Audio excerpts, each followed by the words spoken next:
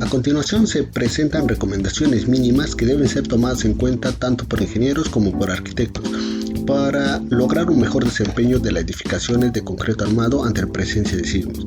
Al examinar y analizar los daños sufridos por algunas estructuras luego de un evento sísmico, se puede concluir que los terremotos representan uno de los mayores problemas que deben considerar los arquitectos. La vulnerabilidad de las estructuras depende de los posibles daños que puedan sufrir sus elementos estructurales más importantes ante un sismo, lo cual repercute en el comportamiento de todo el sistema. El planteamiento del problema se basa en el riesgo que depende de la amenaza y la vulnerabilidad. Al aumentar cualquiera de estos dos parámetros, o ambos a la vez, aumenta el riesgo de la estructura y resulta más difícil cumplir con el objetivo de salvar vidas y propiedades.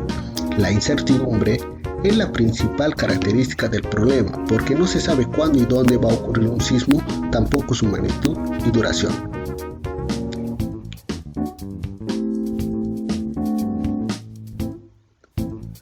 Es importante señalar que las normas sismo resistentes por sí solas no pueden garantizar la inexistencia de daños ante un terremoto severo.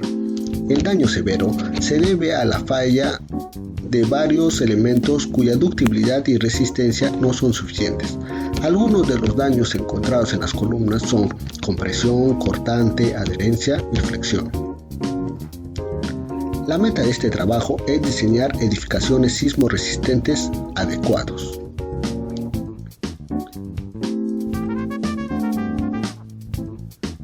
El terremoto produce movimientos laterales para los que el edificio no está preparado. Los daños del edificio se concentran en una planta y los elementos no estructurales pueden desplomarse aplastando a las personas. Finalmente, el edificio dejará de soportar las cargas y terminará desplomándose. Tenemos los problemas de configuración de planta.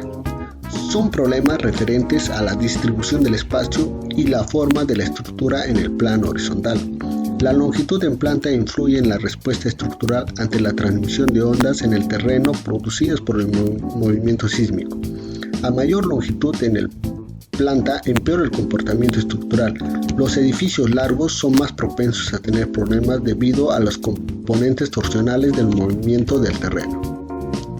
Se recomienda mantener la proporción de los lados del edificio por debajo o igual a 2,3. Para solucionar dicho problema se insertan juntas totales, de tal manera que cada una de las estructuras separadas se trate como una estructura corta.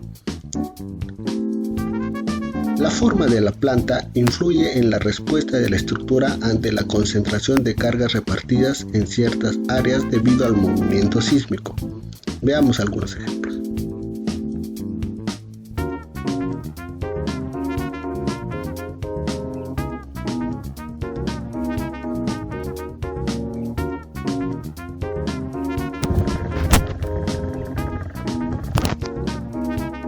Además, es muy frecuente encontrarse con problemas de configuración estructural. Esto se refiere a problemas ocasionados por concentraciones de masa en algún nivel de la edificación, al colocar elementos de gran peso como equipos, tanques, piscinas, archivos, depósitos, entre otros. Debido al hecho de que el problema se agrava si dicha concentración se localiza en los pisos más elevados y en el que mayor altura, mayor aceleración sísmica de respuesta.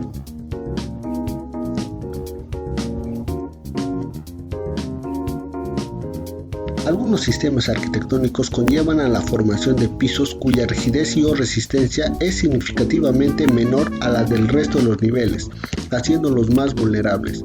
Esto se puede atribuir a la diferencia de altura entre pisos consecutivos o a la ausencia de elementos estructurales.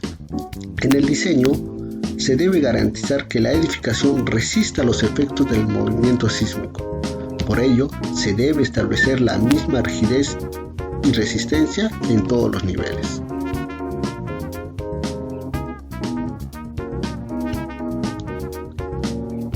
Las principales causas de la flexibilidad estructural son excesiva distancia libre entre elementos verticales, poca rigidez de elementos verticales, discontinuidad de los elementos verticales, altura libre entre niveles consecutivos. Al momento de diseñar es importante tomar en cuenta estos puntos.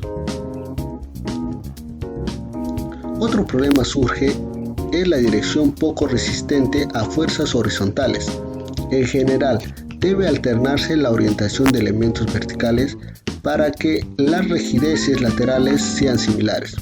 Las columnas quedan alineadas en un solo sentido, produciendo un solo plano resistente al sismo. Pero si alineamos las columnas en ambas direcciones, lo que se consigue es dos planos resistentes al sismo. Ahora hay que prestar mucha atención a la torsión, que ha sido la causa de importantes colapsos en edificaciones sometidas a fuertes movimientos sísmicos. En los casos donde existen muros, núcleos de ascensores o tabiquería hacia un lado de la edificación, el centro de rigidez se desplaza en esa dirección. Debido a esto se generan deformaciones no previstas en el cálculo estructural. A continuación se muestran algunas recomendaciones sismoresistentes y su posible solución. Si tenemos este primer caso, la mejor forma de resolver sería convertirlo en una simetría.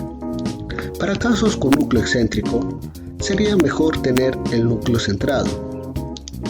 Para núcleos excéntricos externos, lo mejor sería una junta total que se separe del edificio. Para el caso de tabiquería al lado, sería mejor separar los tabiques de la estructura.